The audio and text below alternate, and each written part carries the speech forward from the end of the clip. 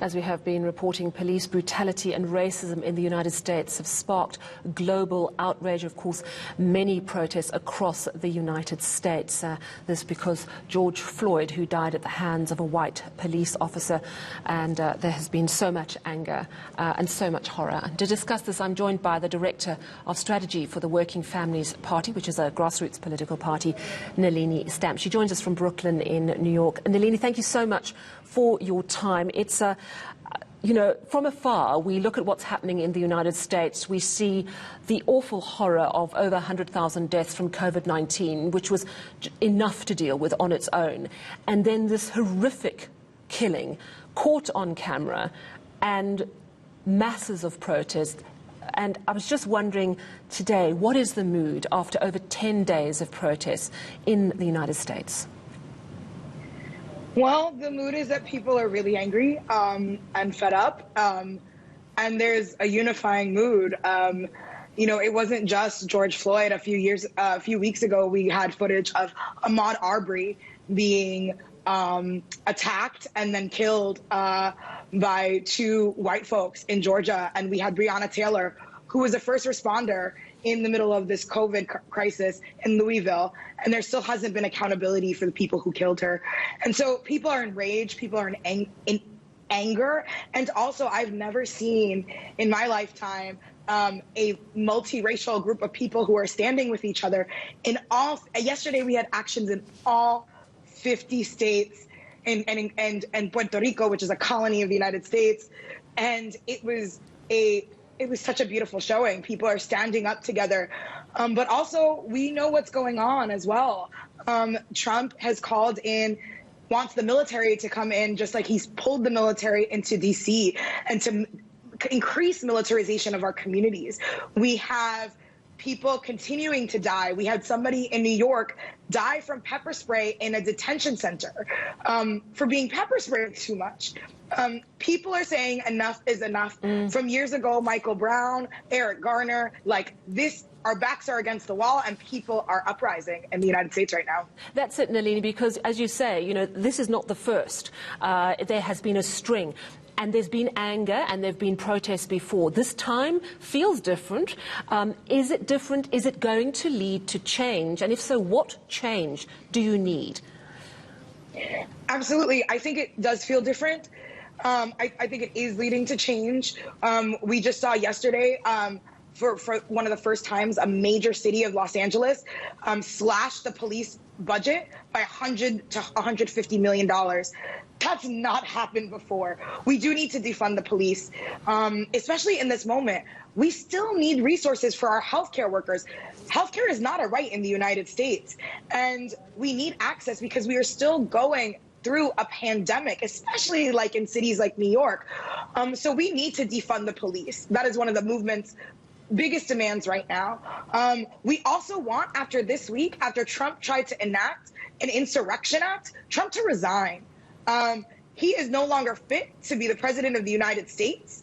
By inciting violence in our communities, by opening a press conference with tear gassing peaceful protesters, he is no longer fit to be the president of the United States.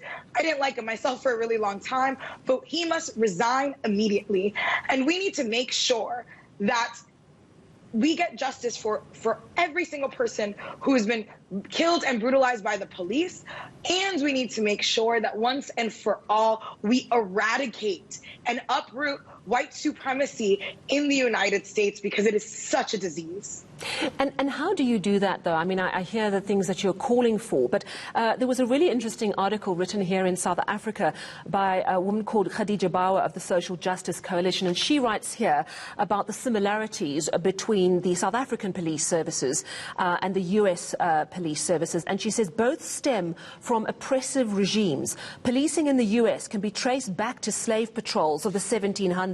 In South Africa, we are well aware of how the apartheid government implemented its viciousness and oppression. Of course, in South Africa, even in a democratic government, we've had the Marikana massacre. Do you agree with her that this is so endemic that it's going to be very difficult to unpick it? I absolutely do. And also, you know, when people, when there was apartheid in South Africa, just like when there was slavery in the United States, people thought it was impossible to get rid of. People thought it was impossible to change, and it changed. And we only do it, and same thing with Jim Crow laws in the United States. People thought it was impossible. I thought it was impossible that the United States would ever see a black president. And so even though it is very systemic and very deep and very the root of our issues, and I'm glad that people are saying that the police you trace the roots back to slave patrols, just like you trace Wall Street back, the stock markets, it's stocks. Right? So it was a slave trade. And so I think that we need to really take a look at it. And I think we start by defunding the police. I am an abolitionist. I do not think that prisons should exist. We need other ways to rehabilitate people. We need mental health professionals. There are ways out there. There are alternatives out there. It is time to implement those alternatives. And of course, let's not forget, it is an election year. In November, people will go to the polls and elect a president. And that is one way, of course, to effect change very quickly. Absolutely. Now, a lot of people will say, well, Donald Trump is surely on the back foot. But the reality is no one thought he would win the first time round. And it seems no matter what's thrown at him, he just carries on. So do you think that there's a real shift in his support base, the people who will like that he stands with the Bible, that he will like that he has a hard military line? Do you think there's enough of a shift away from his base to perhaps see him not coming back after November?